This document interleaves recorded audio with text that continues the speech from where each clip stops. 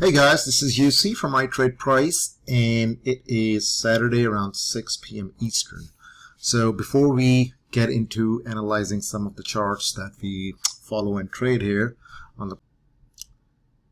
so some folks have reached out that they want to know if there's an easier way for them to scan on any website stocks or charts that meet the certain criteria and are nicely moving upwards or in some sort of a trend or channel, and then they can quickly scan and then pick the ones that look good, or they just kind of do due diligence on their own. So here is a scanner, and I can share the link for this one, which will is nice because it will come with all of these selections pre-selected, right? But you can always pick and choose whatever else you want, or if you want to change something. So right now it's going to search for anything that has a market cap of over 10 billion. Okay. Let me change the color for this thing. And also it's going to look for anything that has an average volume of over 2 million. We want it to be liquid, right? And industry-wise, we only want to look at stocks, and it can include all the industries. Okay, it doesn't have to be a particular industry, technology or financials or anything like that, as long as it's a stock. If the country is US, it needs to be shortable.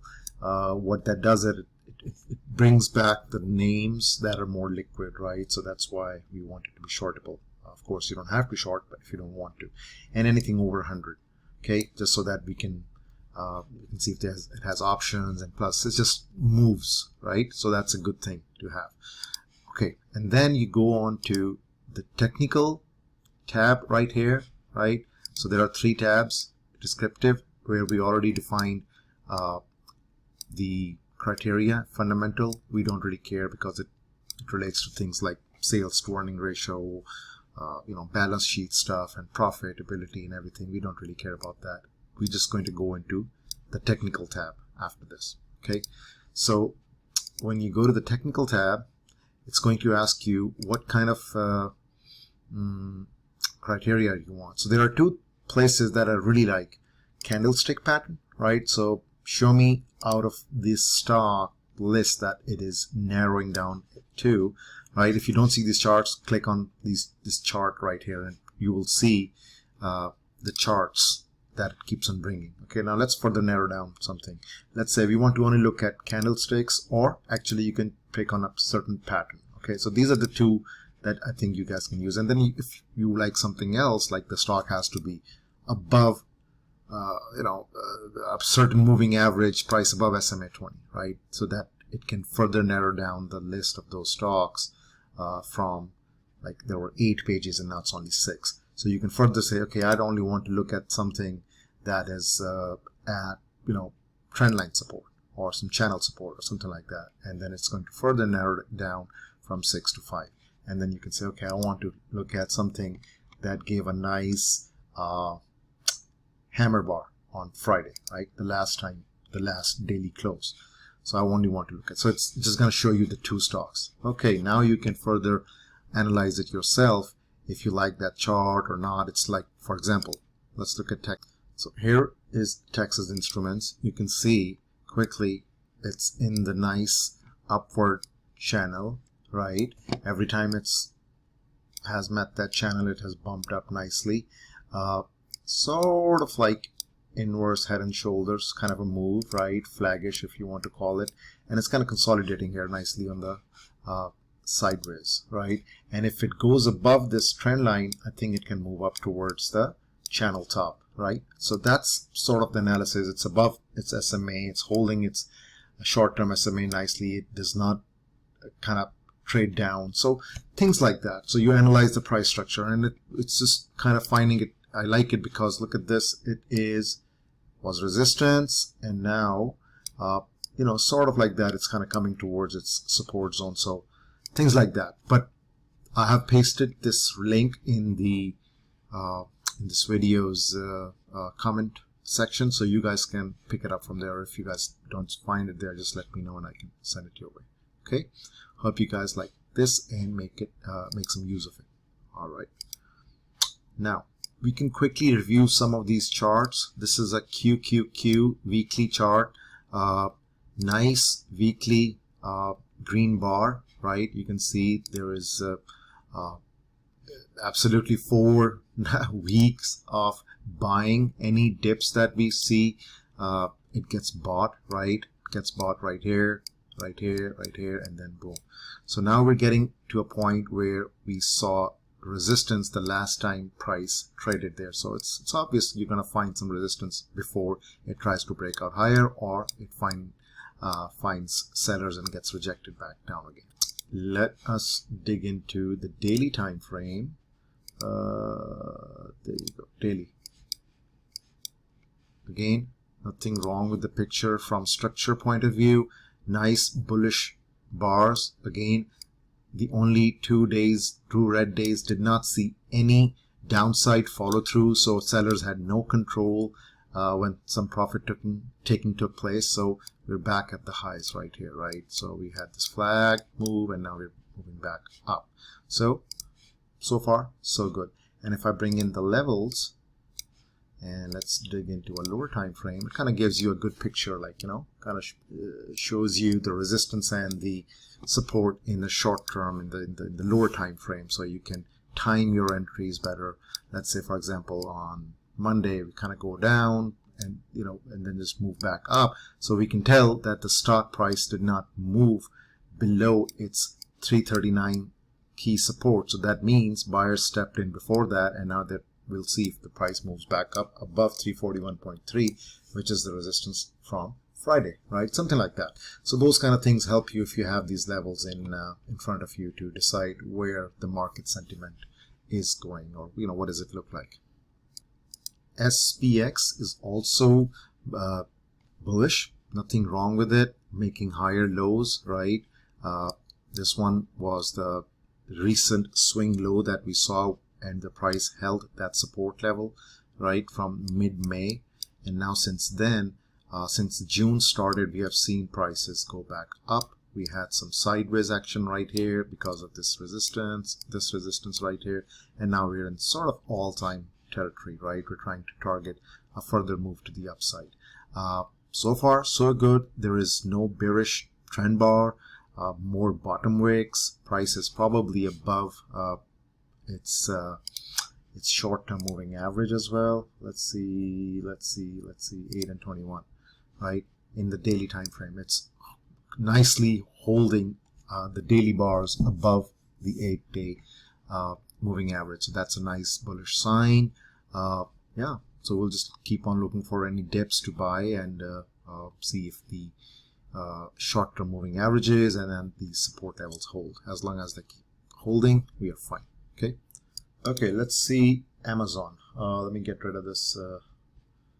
I don't like to see moving averages.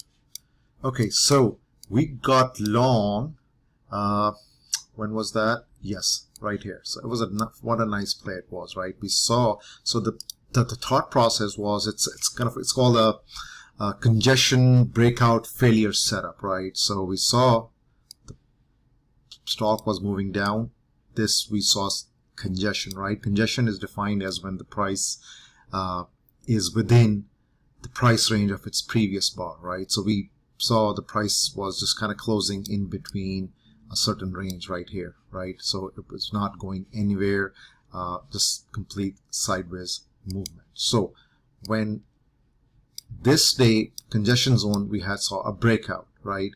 So when that happens, the setup says to go trigger a long entry next day if the price moves above the high of this setup bar, right? This is a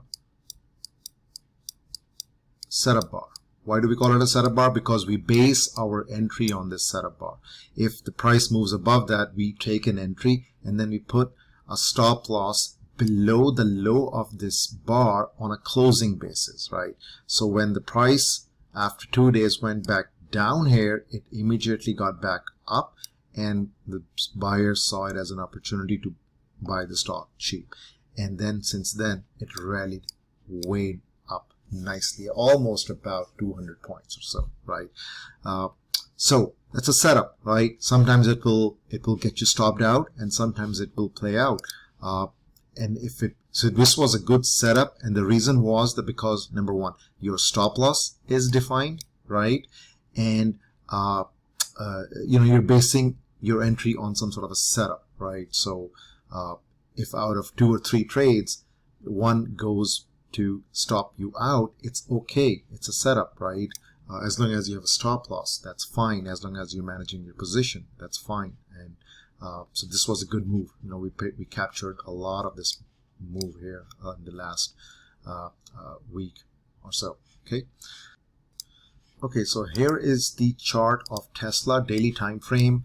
Higher time frame, yes, it's sort of sideways to down move right now. But if I move to a lower time frame, you can see it is moving nicely in this sort of triangle sort of a mode and getting pretty tight, right?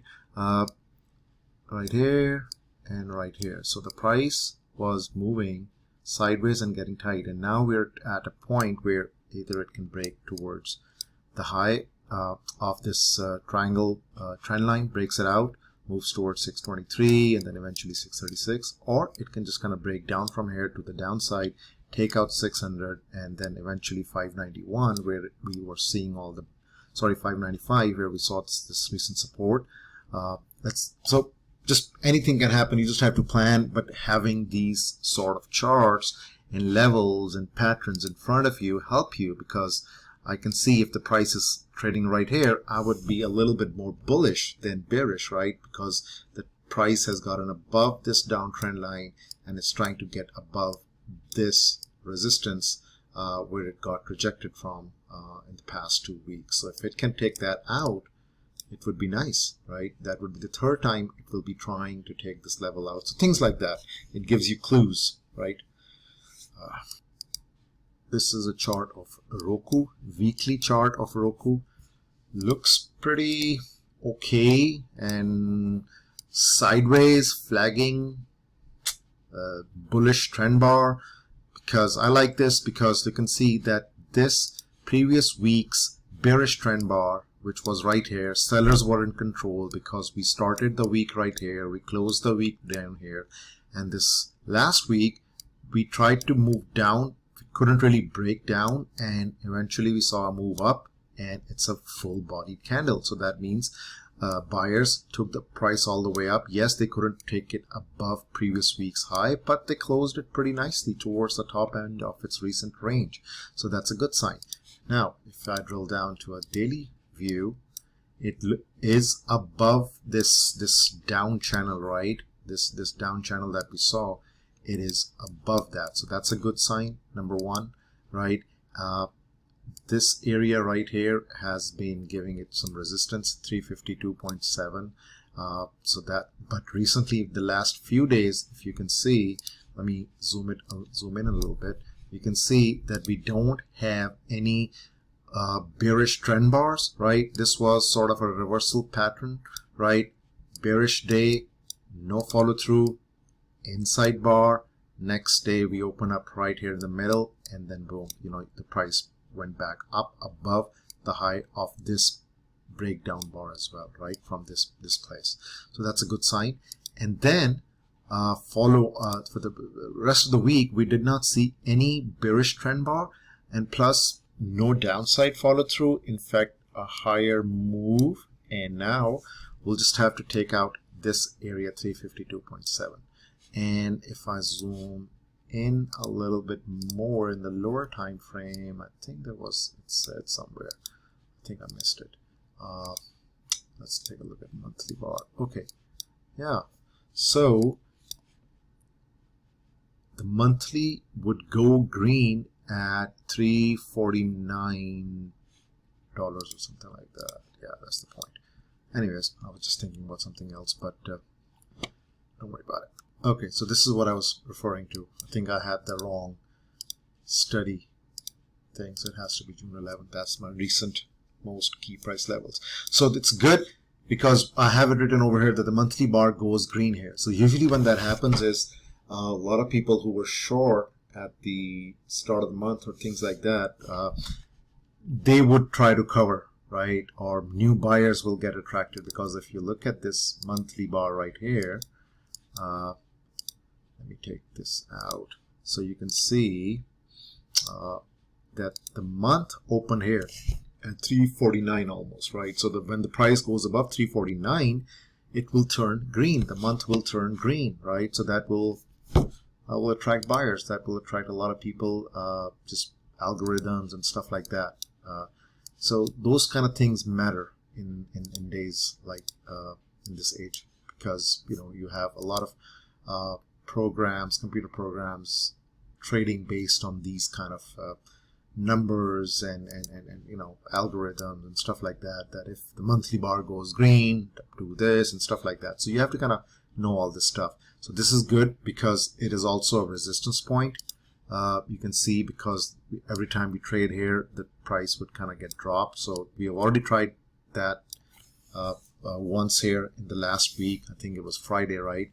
The price tried to break higher, but it couldn't do it. So next time it tries to do that, I think there's a good chance that it can break out of this and goes towards its next upside target of 357, which is another important level to look for. Okay, so things like that.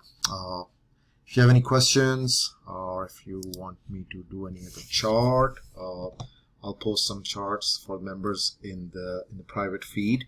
But if you have any question or anything, like to know more about the price action course or trading in general, please reach out and I'd be happy to talk. Thank you, and have a good rest of your weekend. Bye, guys.